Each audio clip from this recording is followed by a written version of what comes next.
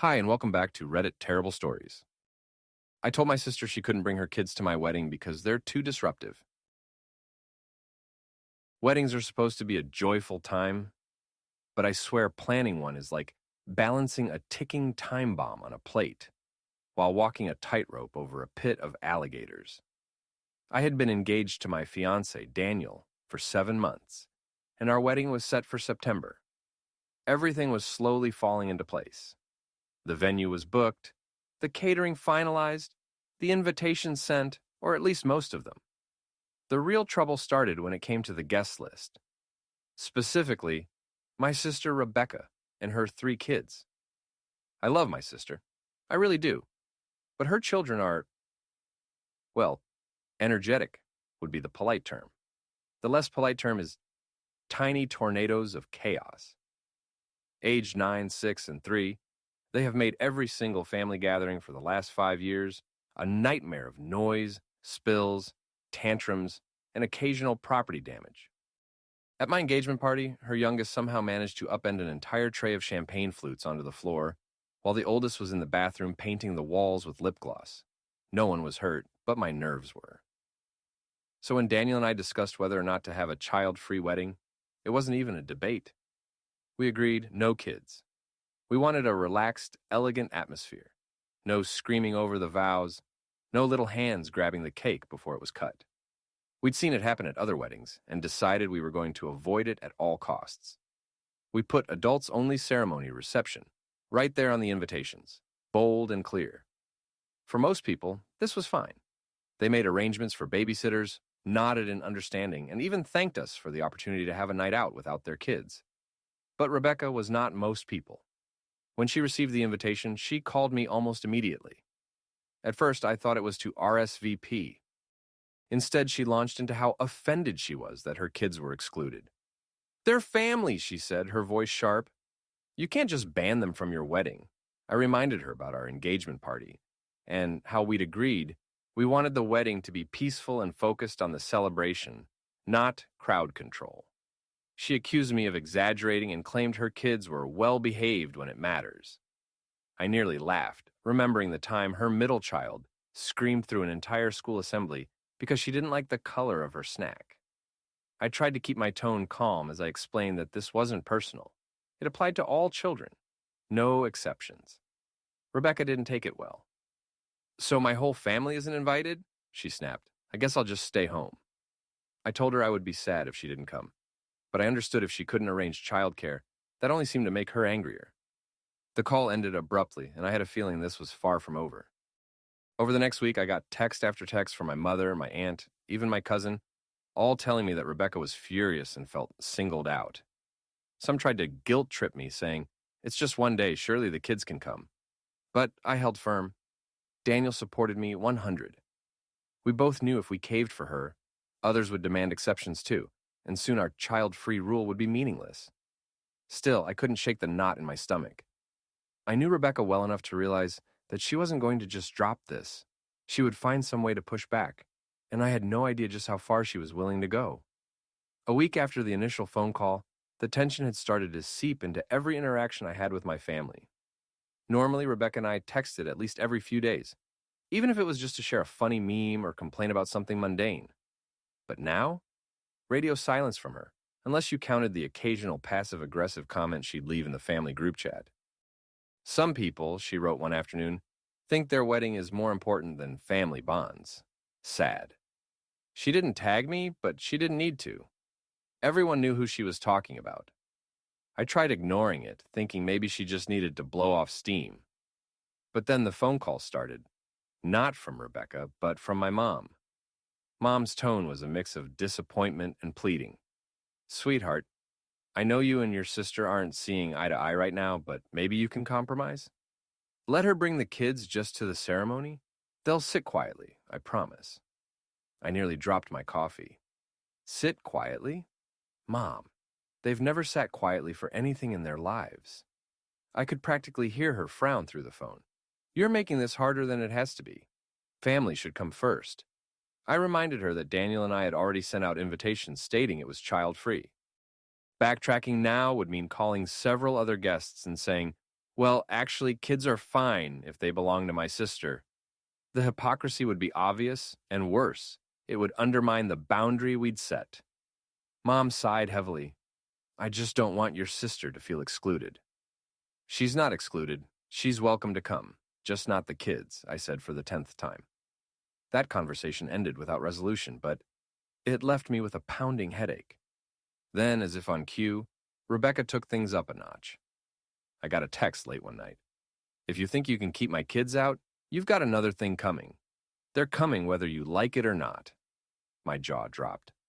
I showed Daniel, who just shook his head. She's bluffing, he said. Nobody would bring uninvited guests to a wedding, especially kids.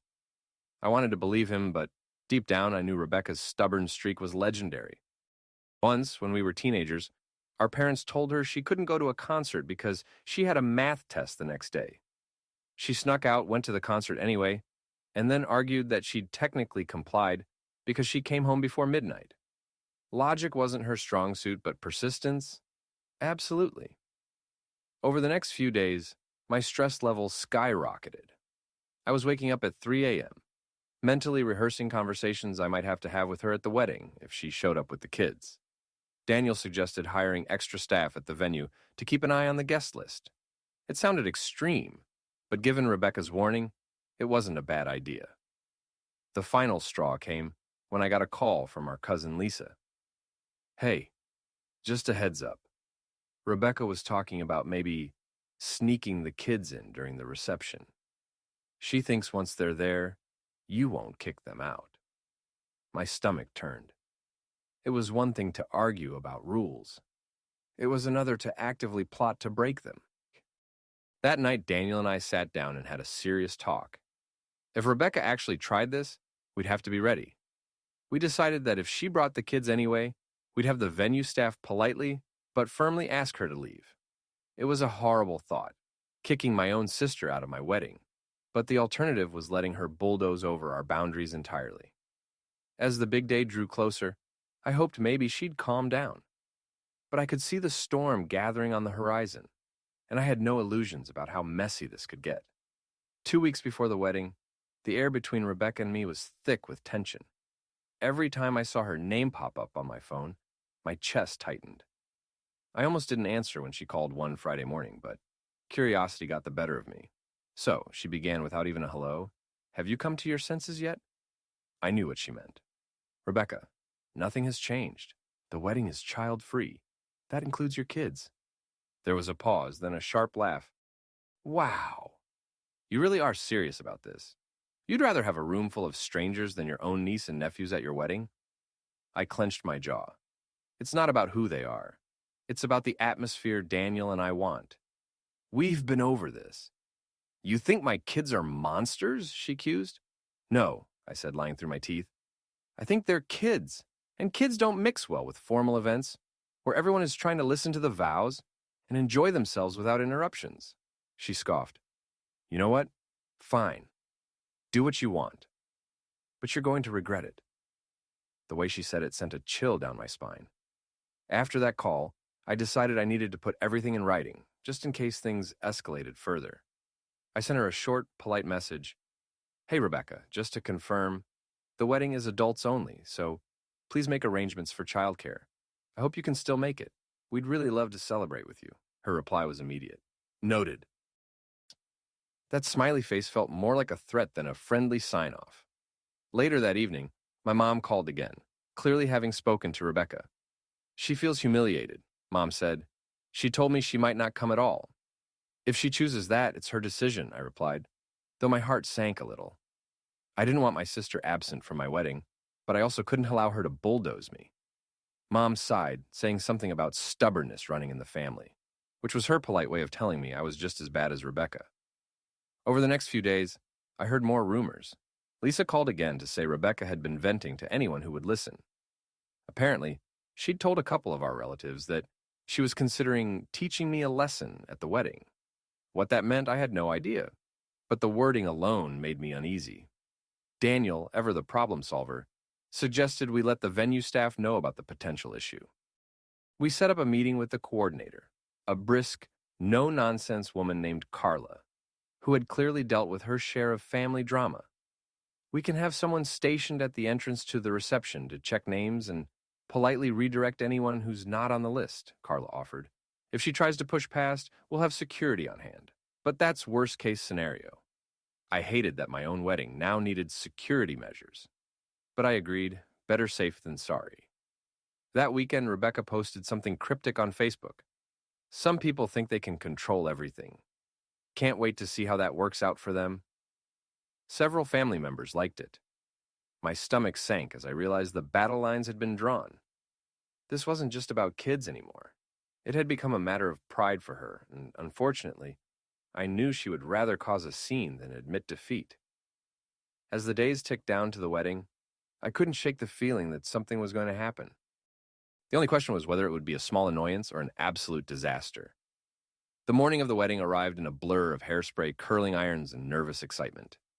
For a few precious hours, I managed to push Rebecca out of my mind. My bridesmaids fluttered around me like bright little birds, adjusting my veil, handing me sips of champagne, and reminding me to breathe. Daniel sent me a text saying he couldn't wait to see me, and I felt my heart swell. But that warm feeling didn't last long. At about 11 o'clock, as I was halfway through having my makeup done, Lisa came into the bridal suite looking pale. She hesitated before speaking, which immediately made my stomach knot. "I just saw Rebecca," she said carefully. "She's in the parking lot, with the kids." My makeup artist froze mid-brush. My maid of honor, Katie, muttered something under her breath that I won't repeat. "What do you mean with the kid?" I asked, my voice rising, as in, all three? Lisa nodded grimly. "They're dressed up and everything, like they're ready for the ceremony." My first instinct was to storm out there and confront her, but Katie grabbed my arm. "You're not doing this in your wedding dress," she said firmly. "Let Daniel handle it." I took a deep breath, remembering Carla's security plan. I called Daniel, who was with the groomsmen, and filled him in. "Don't worry," he said, sounding calm but firm. "I'll take care of it." 10 minutes later, I got a text from Daniel. "She's insisting they're coming in." I told Carla to step in. I couldn't see what was happening, but I could imagine it. Rebecca standing there, arms crossed, the kids bouncing around her, while Carla politely but firmly explained the adults-only rule. Sure enough, another update came. "She's refusing to leave.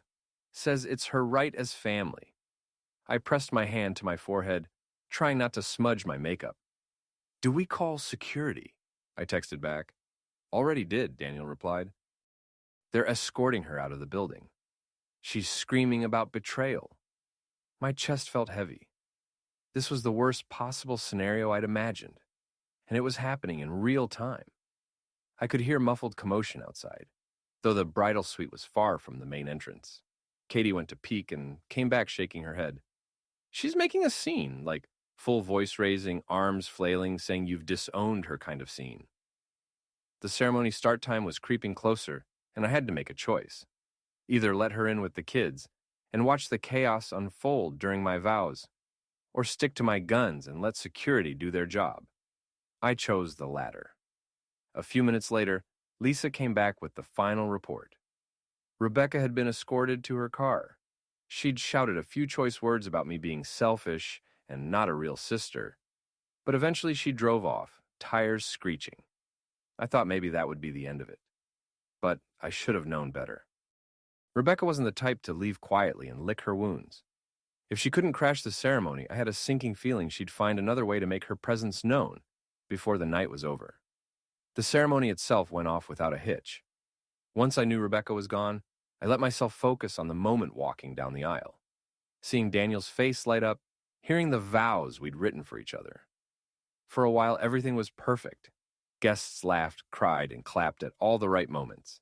It felt like the day we'd been dreaming about for months was finally coming to life. But perfection, apparently, has an expiration date when your sister is determined to ruin your wedding. By the time we made it to the reception hall, I was blissfully unaware of anything brewing. The music was playing, the cocktail hour was buzzing, and I was busy being pulled into hugs and photos. Daniel and I had just sat down to eat when my cousin Lisa, now basically my unofficial security liaison, slipped up beside me. "I think you need to know. Rebecca's here." My fork froze midway to my mouth. "What? How?" Lisa glanced toward the far side of the room, and there she was, Rebecca, in a different outfit, hair pulled back, moving through the crowd like she belonged there.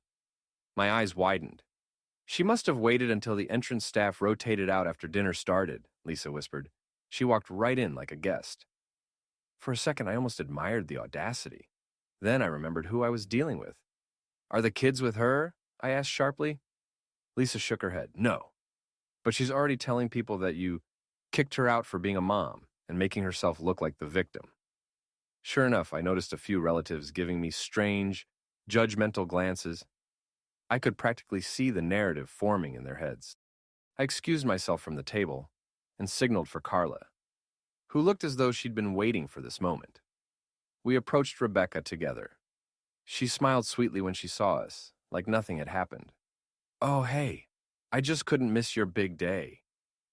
Rebecca, I said as calmly as I could manage, you weren't invited to the reception. You need to leave. Her smile slipped. Oh, so it's not enough to ban my kids. You're banning me too. I'm your sister. You were welcome at the ceremony and the reception if you respected the rules. You didn't, I reminded her. Her voice rose so everyone nearby could hear. You're unbelievable. All because you think my kids aren't good enough for your perfect wedding. I could feel dozens of eyes on us. My cheeks burned, but I refused to let her control the narrative. This is about boundaries, Rebecca, not worthiness, I said firmly. Now please go, before I have to make another scene. That last line seemed to catch her off guard. Carla stepped forward, and Rebecca's expression hardened. Fine, she spat, but don't expect me to forget this. She stormed out, and I watched her go, my pulse racing. I thought that would be the end of it again. But half an hour later, while we were on the dance floor, the DJ's music abruptly cut off. A distorted microphone squeal rang through the speakers, followed by Rebecca's voice.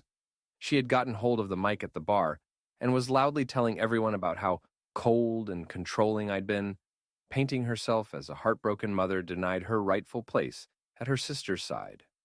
Carla and two staff members rushed to get the mic back. By then, some guests were laughing awkwardly. Others were visibly uncomfortable. I was somewhere between fury and disbelief.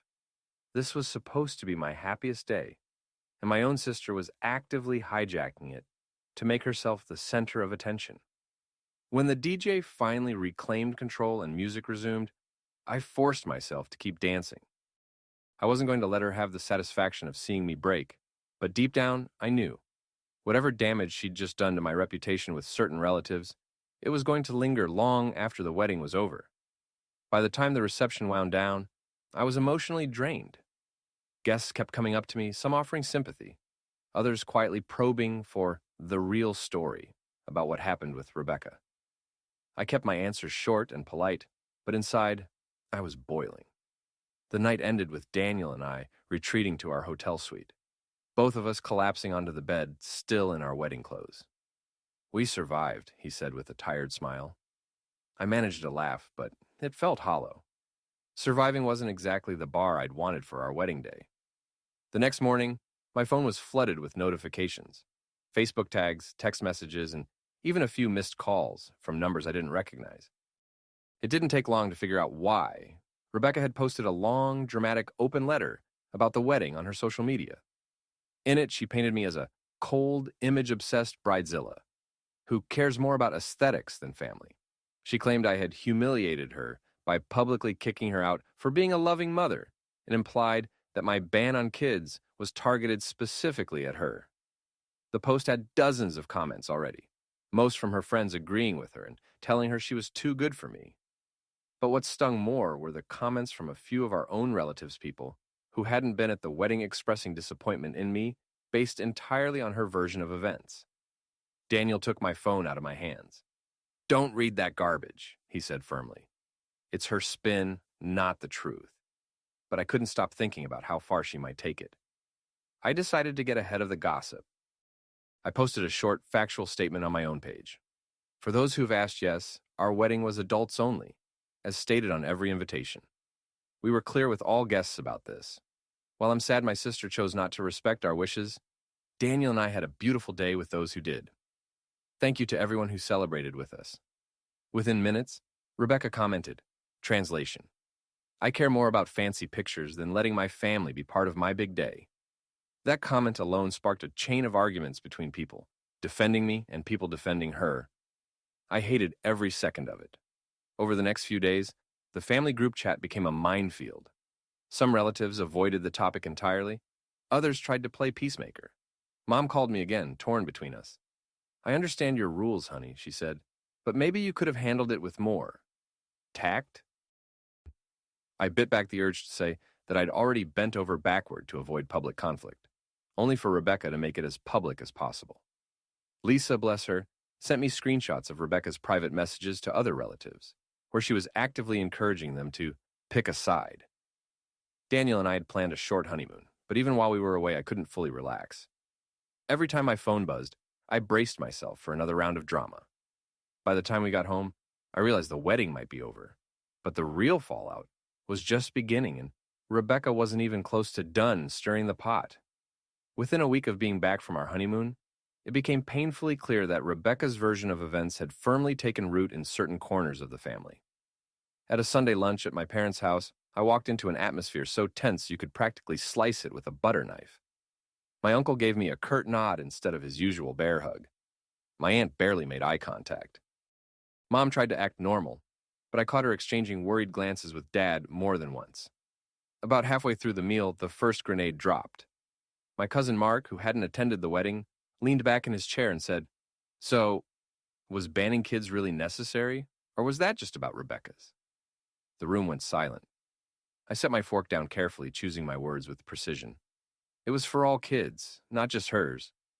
We wanted an adults-only event. It was on the invitations. Mark shrugged. Just seems kind of harsh. Family is family. Family also respects boundaries, I said evenly. She was given the same rule as everyone else, and that didn't seem to satisfy him. He muttered something under his breath about wedding snobbery and went back to his plate. After lunch, Mom pulled me aside in the kitchen. "Honey, you know I love you, but this is getting exhausting. Rebecca feels like you humiliated her." I gave a humorless laugh. She humiliated herself. I didn't hand her the microphone at the reception. Mom winced. She told me she only grabbed it because she was desperate to be heard.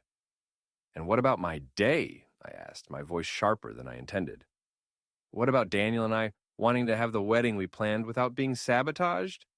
Mom sighed heavily, clearly torn. "I just wish you two could work it out." That evening, I got a call from my grandmother, who rarely involves herself in family drama. Her voice was gentle but firm. "Sweetheart, I heard what happened. You were right to set rules for your own wedding. But you also need to decide if winning this fight is worth the damage it's causing." I told her I didn't start the fight. Rebecca did, but even as I said it, I realized this wasn't just about who started what anymore. It had snowballed into a full-blown family rift. Over the next week, invitations to small get-togethers stopped coming. I later found out that Rebecca had hosted a barbecue for close family and excluded me entirely. Photos from it flooded my feed. Smiling faces, kids running in the yard, everyone laughing. The unspoken message was loud and clear. I was the outsider now. Daniel tried to remind me that people would eventually see Rebecca's behavior for what it was, but I wasn't so sure. If anything, she seemed to be gaining sympathy with every exaggerated retelling of how my sister banned me from her life because I'm a mother. And the worst part? A part of me suspected she wasn't finished yet, that she had one more move left to make, something to cement her role as the victim in everyone's mind. I found out what Rebecca's one more move was on an otherwise ordinary Saturday morning. Daniel and I had gone downtown for brunch, trying to enjoy a normal weekend without wedding drama hanging over our heads. As we walked out of the cafe, lattes in hand, I heard someone calling my name. I turned, and there she was, Rebecca, striding toward us with her phone out, camera pointed directly at my face. "There she is," she announced loudly, as if narrating for an audience. The sister who banned her own family from her wedding. I froze, unsure if this was real life or some nightmare. "Rebecca, what are you doing?" I asked, my voice low but tight. She kept the phone trained on me, clearly recording. "Just telling my followers the truth," she said, her tone syrupy but mocking. "Everyone, Meet the bride, who thought her nieces and nephews were too disruptive to witness her special day. Daniel stepped in front of me. Turn that off. She ignored him, circling slightly so the camera could catch both of us. So tell me, she said, how does it feel knowing you put aesthetic over family? Are you proud of yourself? People on the sidewalk were starting to slow down, glancing at us curiously. My heart pounded. I could already imagine the edited version of this video me looking flustered, her calm and wounded. Rebecca, I said, trying to keep my voice steady, stop filming me, right now. Oh, so you can kick me out of your wedding, but you can't even answer a few simple questions in public? She pressed. I realized then that this wasn't about conversation. It was about performance. She wanted content for her audience, proof that she was the wronged party and I was the villain. Daniel reached for the phone, but she jerked it back. Don't touch me, she exclaimed dramatically. Wow, now you're getting physical? A couple of bystanders actually gasped. That was the moment I understood how dangerous this could get. I turned to Daniel. We're leaving. We walked away quickly, but she followed for half a block, still filming, still narrating. Finally, Daniel flagged down a nearby security guard who stepped between us and told her to back off. She smirked like she'd just won something. That afternoon, the video went up on her social media with the caption, "Tried to talk to my sister about why she banned my kids from her wedding. She ran away instead of answering. Guess that says it all." Within hours, it had thousands of views and hundreds of comments. People who didn't even know us were calling me selfish, heartless, anti-family. Others speculated about what kind of person I must be in private. It was surreal and infuriating. That night, Daniel and I sat on the couch in silence, both of us scrolling through the chaos online. We could ignore it, he said eventually, or we could fight back. But if we fight, we're stepping into her game. He was right, and yet I wasn't sure I could keep taking the high road while she dragged my name through the mud in public. I felt like I was at a crossroads. Either I found a way to shut this down for good, or I accepted that this would be my life as long as she needed a villain for her story. That night, I barely slept. Every time I closed my eyes, I saw Rebecca's smirk, the phone in her hand, the comments scrolling endlessly under her video. By morning, I'd made a decision. I wasn't going to let her keep using me as her personal punching bag. The first step was gathering proof. Lisa had already been keeping screenshots of Rebecca's Facebook posts, and I went through my own messages, saving every text where I'd politely reminded her about the adults-only rule. I even contacted Carla from the venue to get a written statement about what happened on the wedding day, including Rebecca trying to bring the kids in and later hijacking the microphone. With all that in hand, I called Rebecca. She didn't answer, so I left a voicemail. Rebecca, this has gone far enough. You've made your point, and now it's bordering on harassment.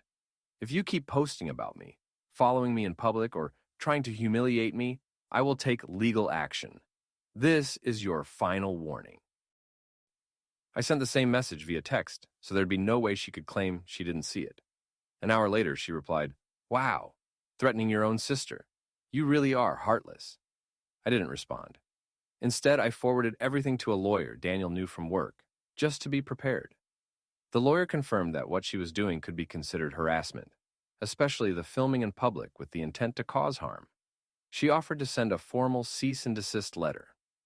That letter went out 2 days later, and predictably, Rebecca posted about it online. My own sister is trying to silence me with legal threats instead of apologizing, she wrote, accompanied by a crying selfie. But while her core supporters cheered her on, something shifted in the wider audience. A few people began asking pointed questions. Why was she still talking about the wedding weeks later? Why had she followed me in public? Why hadn't she respected the stated rules from the beginning? Even a couple of relatives started reaching out to me privately, saying they hadn't realized the full extent of her behavior. "We thought you just told her not to bring the kids, and she got upset," one cousin admitted. "We didn't know she crashed the reception and took the mic." I felt a mix of relief and frustration that the truth was starting to leak through, frustration that it had taken this long. Rebecca, however, doubled down. She started making vague posts about fake legal threats and toxic people who pretend to be victims. But there was less enthusiasm in the comments now, fewer cheerleaders egging her on.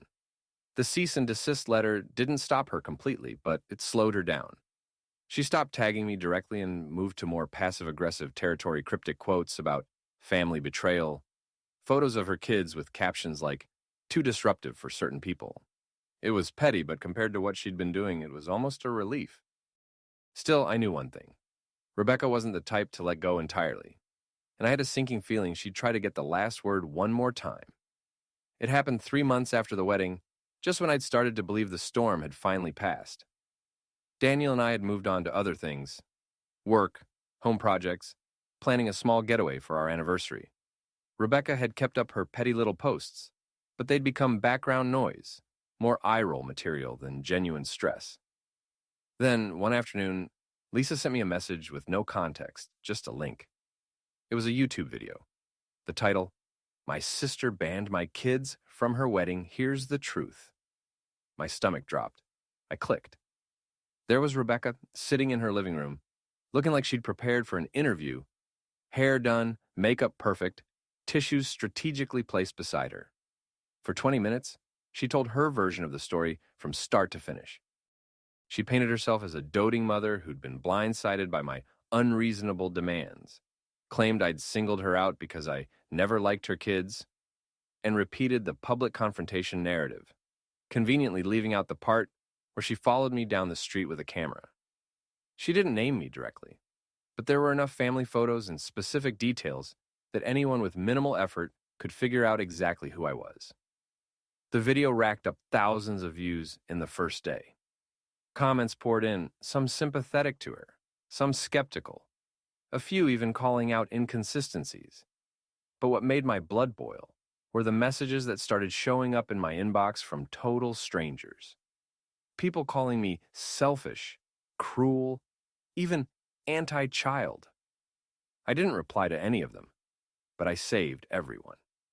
Daniel wanted to ignore it completely, but I couldn't. I reached out to the lawyer again, who advised that while the video skirted the line of defamation, it was vague enough to make a lawsuit tricky. "The best thing you can do is not feed it," she said. "It will fade faster if you don't give her more material." So I stayed silent. Publicly, anyway.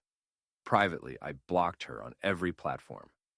I left the family group chat and told my parents I wouldn't be attending any gathering where she was present. Mom cried and said I was tearing the family apart. I told her Rebecca had already done that. I was just refusing to stand in the blast zone anymore. Weeks went by.